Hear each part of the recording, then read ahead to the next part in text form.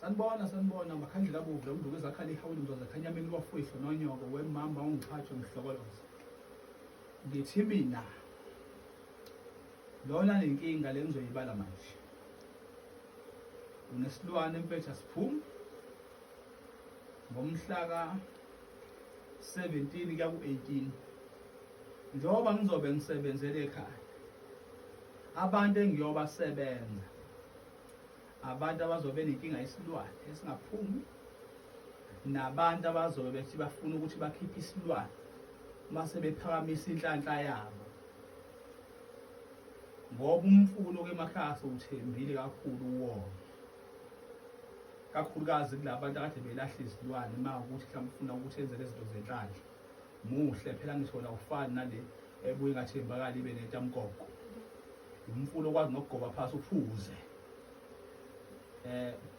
Ngiyacela ukuthi ningifone ngibaza abantu abazofisa ukususa izilwane abaxakwe yizilwane ezingasuki. 17 u-18 u-17 18 u-19 3 wensuku mazithi 20. Ungafona kodwa ngeke ngibe nayo ishoka ukuthi ngabe ngisatholakala emakhaya. Ngiyacela ke bafowethu ukunazisa lokhu ukuze ngafiki phambili ukungibuka ukuthi ngizotesta angithestisi.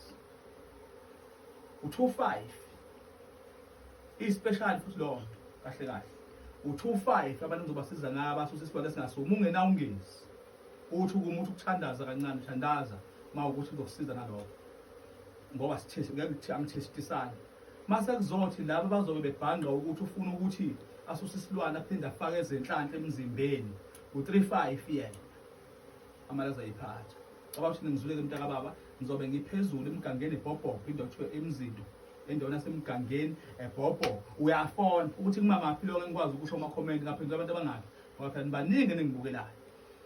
Wenze njalo ke ushaya ifoni enambeni ethi 031065 0086 031065 0086. Mawungi-WhatsApp 081 513 5844 081 513 5844. WhatsApp ngevoice note ngoba lo hit enilibhalayo bafowethu phela asijoli nani siyasebenza. Ngicela uma ubhala voice note ngoba nibhala ubhale uzibhorekela mina ngibhorekile ngiyasebenza. Ngiyacela zingane zami sibambisaneni kahle sibe namandla khona soyilwe impilo siyinqobe esibheke nawo thina nawo. Bye.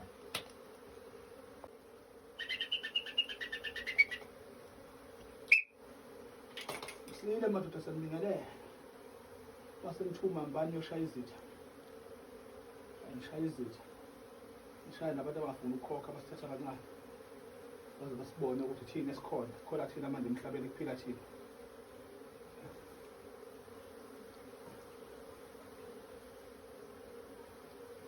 Hawu. Babani madoda, babani banamandla.